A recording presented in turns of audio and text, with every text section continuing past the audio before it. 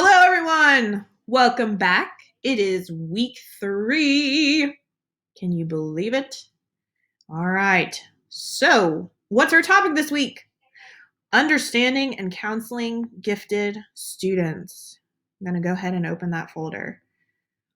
All right. In the week 3 folder, you're going to find our outcomes for this week. And there's also going to be a Flipgrid discussion board.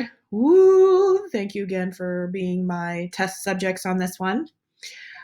I want to talk a little bit about this before we start talking about the Flipgrid discussion. I think sometimes one of the things that folks forget about with gifted kids is many of them have some real emotional sensitivities and overexcitabilities. And many times, many of our gifted students can suffer from anxiety, depression, perfectionism, or other mental health issues. And so I think sometimes this is one of the reasons why I really wanted to include this specifically in the course.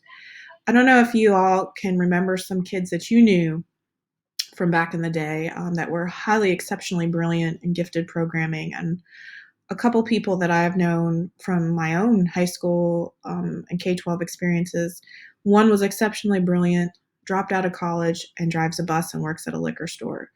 So this is one of the reasons why we have gifted programming, is because of their emotional needs, and not only their academic needs. Many times we talk about, we have services for kids within the special education umbrella. Now, in Mississippi, we do not include gifted under the special ed umbrella, but many other states do.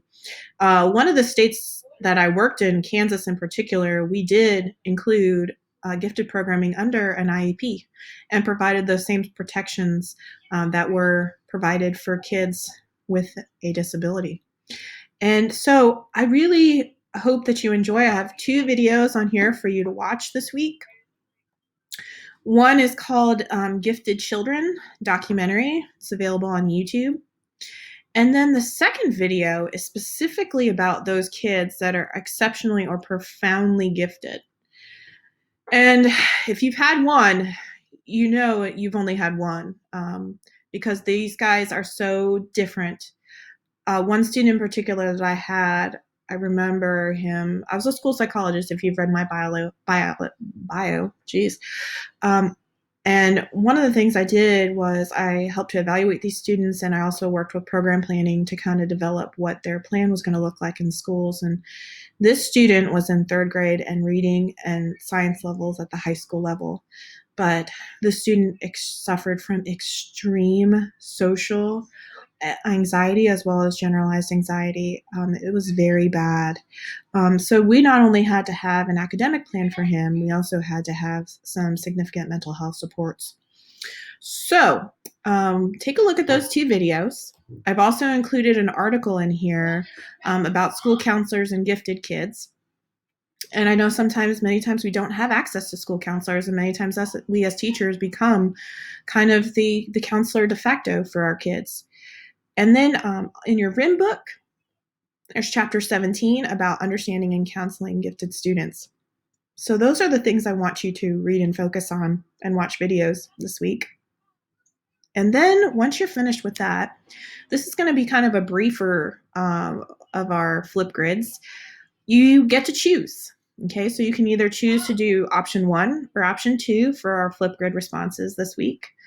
Option 1 specifically asks about, do you have experience with students with social and emotional difficulties? And if so, what does this look like? So how might you as a gifted facilitator or educator help students with these difficulties? So I also want you to kind of integrate what you saw in the videos and the reading to help you with these answers. And I want you to kind of provide 3 examples of activities or modifications that you could do to help students with these specific issues. I want you to generate 1 question for your peers. And then I want you to respond to 2 peer questions. Okay, so that's option 1. Option 2, describe what anxiety, depression, and perfectionism might look like in gifted students. What types of activities, accommodations, modifications could you as a gifted facilitator do to help students with these tendencies? Integrate the videos and readings to help inform your answer. I want you to provide 3 examples of activities, modifications, or accommodations you could do. All right? And then I want you to generate 1 question for your peers and respond to 2 peers. So that's what we're going to do for Flipgrid. And then I'm just going to click on here so you can see what the link looks like. You're going to log in again with your Gmail, which is through the university, your go.olemiss account.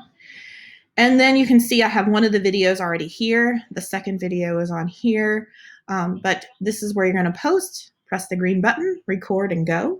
You'll have the same structure where you will have 2 minutes and 30 seconds to do it. Again, there's our rubric for our discussion board, which is our Flipgrid. And then there's the video, the Gifted Children documentary, the RISE documentary, and then this is the article, okay?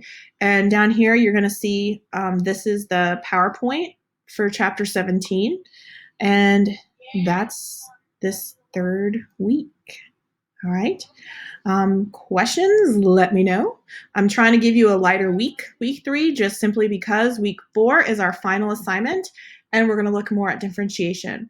Look forward to seeing you in the video for week 4. Bye, guys.